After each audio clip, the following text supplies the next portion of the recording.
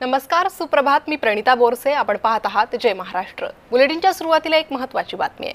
महानगरपालिका निवडणुकीचा मार्ग मोकळा झालाय. नव्या प्रभाग रचनेनुसार निवडणुका होतील. ओबीसी आरक्षणानुसार निवडणुका होणार. सुप्रीम कोर्टाकडून पुन्हा शिक्कामोर्तब करण्यात आलंय.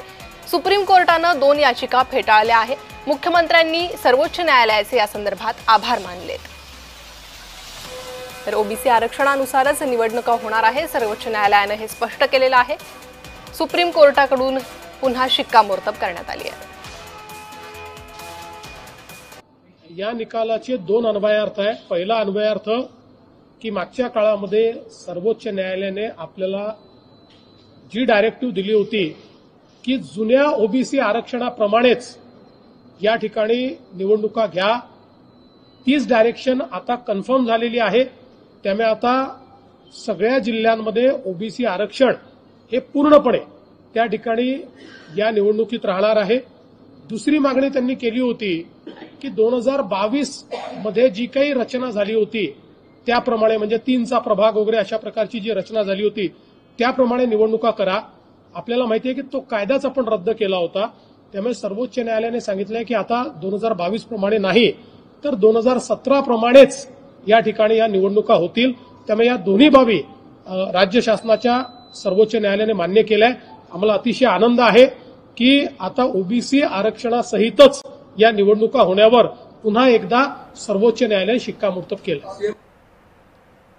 मलाच नव्हे तर आमच्या सर्व मागासवर्गीय बांधवांना, भगिनींना मोठा दिलासा आहे.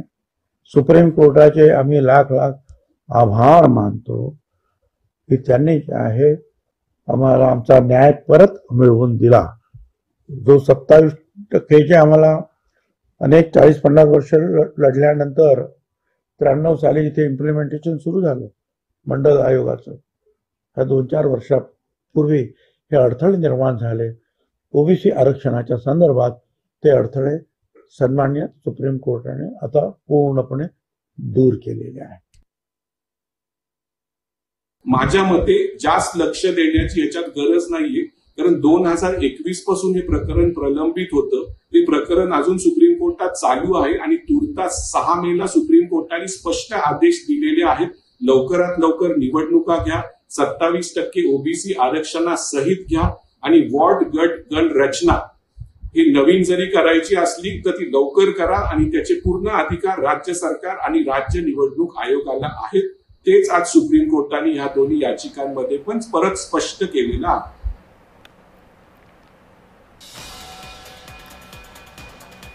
आणि या संदर्भात अधिक माहिती घेण्यासाठी आणि चर्चा करण्यासाठी आपल्यासोबत जोडले गेले आहे भाजपचे प्रवक्ता गणेश खणकर. हे आपल्यासोबत आहेत. गणेशजी, नक्की काय सांगाल या निर्णयाबाबत? बघा, या निर्णयामुळे आता नवीन निवडणुकांचा मार्ग मोकळा झालेला आहे.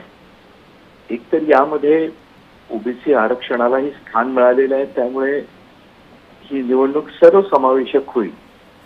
त्याचबरोबर यापूर्वी उद्धव ठाकरेजी महाराष्ट्राचे मुख्यमंत्री असताना जी काही नवीन त्यावेळेला प्रभाग रचना झाली होती, म्हणजे साधारणतः प्रभाग रचना करताना ही प्रभाग रचना ही सर्वसमावेशक असते.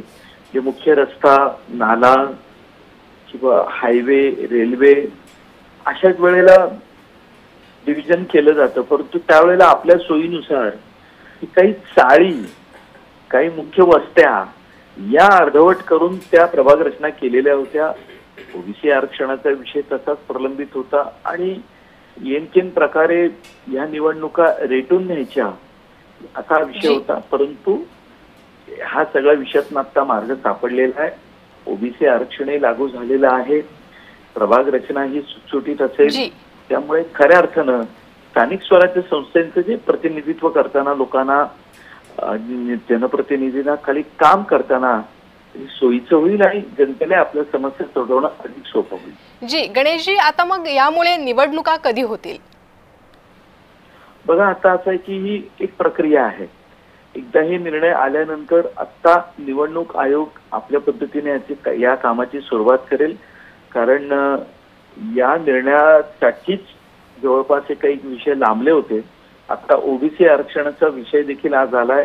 त्यामुळे त्याची आम्ही पूर्वीपासून समर्थन करत होतो आणि ही निवडणूक सर्वसमावेशक झाली पाहिजे, समाजाच्या सर्व जी. घटकांना यामध्ये संधी मिळाली पाहिजे जी असं आमचं धोरण होतं.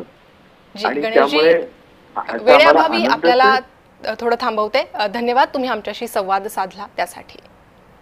तर नव्या प्रभाग रचनेनुसार निवडणुका होणार आहेत.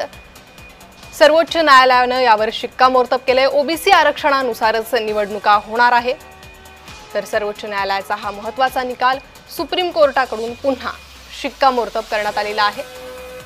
मुख्यमंत्र्यांनी सर्वोच्च न्यायालयाचे आभार मानलेत.